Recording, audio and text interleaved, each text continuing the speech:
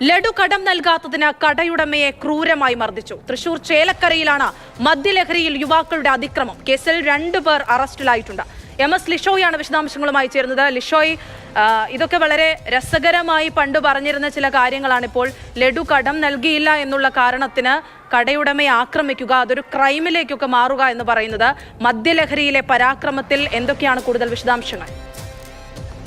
ഇന്നലെ വൈകുന്നേരം 4 മണിയോടുകൂടിയാണ് ഈ സംഭവം നടന്നത്. ഈ ചേലക്കരയിലുള്ള ഈ കടയ്ക്ക് തൊട്ടടുത്തുള്ള ഒരു ഷാപ്പിൽ നിന്ന് ഇവർ മദ്യപിച്ചതിന് ശേഷം പുറത്തിറങ്ങി.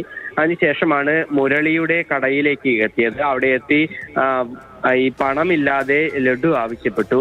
ആ സമയത്ത് മുരളി അതിന് വിസമ്മതിക്കുകയും ചെയ്തു. അതേ തുടർന്നാണ് ഈ ഒരു അതിക്രൂരമായി മുരളിയെ മർദ്ദിക്കുകയും അദ്ദേഹത്തിന്റെ കട അടിച്ചു തകർക്കുകയും ചെയ്തു. കടയുടമയ്ക്ക് ഗുരുതരമായി മർദ്ദനത്തിൽ പരിക്കേറ്റു എന്നാണ് അറിയാൻ കഴിഞ്ഞത്. അതിനുശേഷം ഇയാളെ ആശുപത്രിയിൽ പ്രവേശിപ്പിക്കുകയും ചെയ്തു. ഈ ഒരു സംഭവത്തിൽ പിന്നീട് ചേലക്കര പോലീസ് കേസെടുക്കുകയും തുടർന്ന് 2 പേരെ അറസ്റ്റ് ചെയ്യുകയും ചെയ്തു. തോന്നൂർക്കര സ്വദേശികളായ വിനു, സന്തോഷ് എന്നിവരെയാണ് ചേലക്കര പോലീസ് അറസ്റ്റ് ചെയ്തത്. ഇവരെ റിമാൻഡ് ചെയ്തു.